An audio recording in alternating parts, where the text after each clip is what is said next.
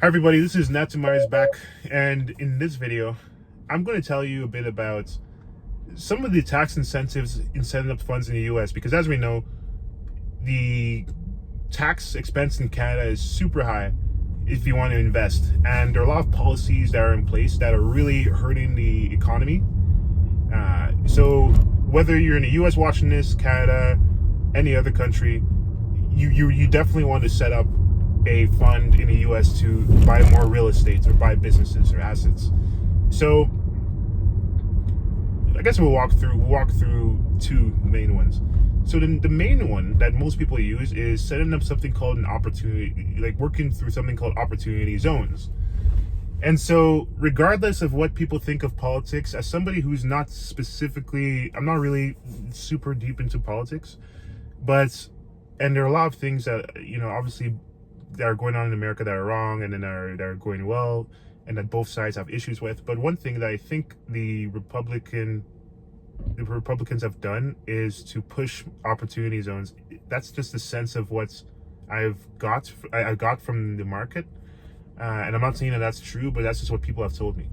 So this means that, based on where things are going, opportunity zones seem like a really good idea, and pretty much they're these designated zones where if you simply invest in these opportunity zones, then you'll essentially save a bit of money, because you won't be subject to capital gains tax if you keep the money in a development for an extended period of time.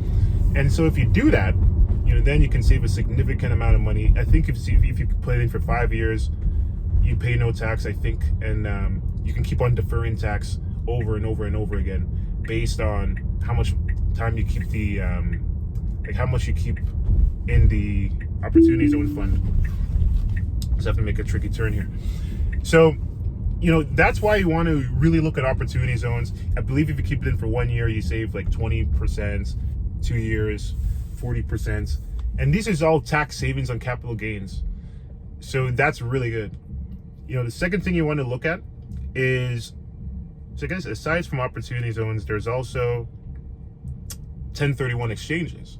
So I'm not really an expert on tax and talk to a CPA and a lawyer, but as far as I'm concerned, a lot of people, what they do, they invest in real estate, and then they're able to find a way to exchange, to make a quote unquote like a switch in the real estate asset that they're invested in without being subject to capital gains tax. And the 1031 exchange, it seems to be the most common spoken about way of people doing it, so that you kind of keep on deferring tax while your investment grows.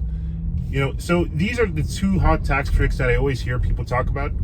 And the reason why it's important for people not in not in the US to take advantage of this is because you won't be subject to higher taxes. And so sometimes the reason why you make money on your investments is because of the taxes. And so hey, if this is something that you think is valuable, you think is important, make sure you implement it. And this was just a quick video, but there's no need to elongate the point. But with this, if you want to talk to me and my team to actually set up a fund and raise some money to acquire assets, and if you're successful doing so in the past, you want to do so bigger, make sure you hit like and you click that link in the description, and we'll see you in the next video.